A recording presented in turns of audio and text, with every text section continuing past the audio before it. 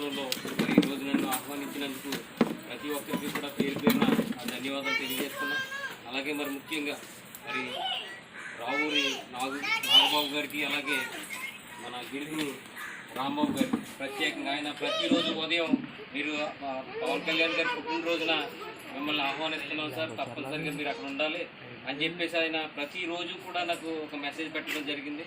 నా మనసుకి చాలా హత్తుకున్న ఆ వ్యక్తి ఎవరన్నా ఉన్నారంటే ఈ మెరకపాలెంలో గిడుగు రాంబాబు గారిని నేను చెప్పుకోవడానికి ఆనందపడుతున్నాను.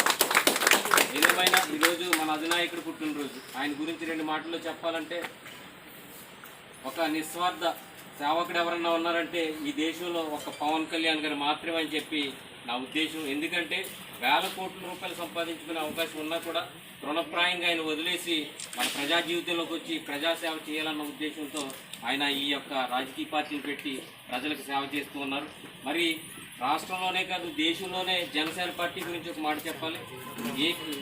దేశంలో చాలా పార్టీలు ఉన్నాయి, అయితే వందల కోట్ల రూపాయలు సేవాగుణంతో ముందుకు వెళ్ళే పార్టీ ఏదన్నా ఉందంటే ఒక జనసేన పార్టీ అని చెప్పి సందర్భంగా దానికి ప్రధాన కారణం పవన్ కళ్యాణ్ గారు. ఎందుకంటే పవన్ కళ్యాణ్ గారు అభిమానం అలాంటి ఆయన ఒక పిలుపు ఇవ్వడంతో అనేక మంది అభిమానులు అనేక సేవా కార్యక్రమాలు చేసి మరి ప్రజలు అంటే ఇప్పుడున్నటువంటి లోకల్లో ఉన్నటువంటి అనేక మంది పేదవారు మనల్ని పొందుకున్నటువంటి ఒక అభిమానులు ఎవరన్నా ఉన్నారంటే అది పవన్ అభిమానులు సందర్భంగా తెలియజేస్తాము. ఏది ఏమైనా మనమందరం కూడా జనసేన పార్టీకి సంబంధించి రాజోల్ నియోజకవర్గంలో ఒక దెబ్బ అయితే తగిలింది. ఆ దెబ్బని పెట్టుకుని అలాగే ఉండి మనమందరం కూడా అదే బాధతో ముందుకెళ్ళడం కాదు, గతం అనేది వదిలేసి ఫ్యూచర్లో మన పార్టీని మరింత బలోపేతం చేసి ఇటువంటి సేవా కార్యక్రమాలు చేస్తే ఆటోమేటిక్గా ప్రజల్లో పార్టీ ఉంటుంది.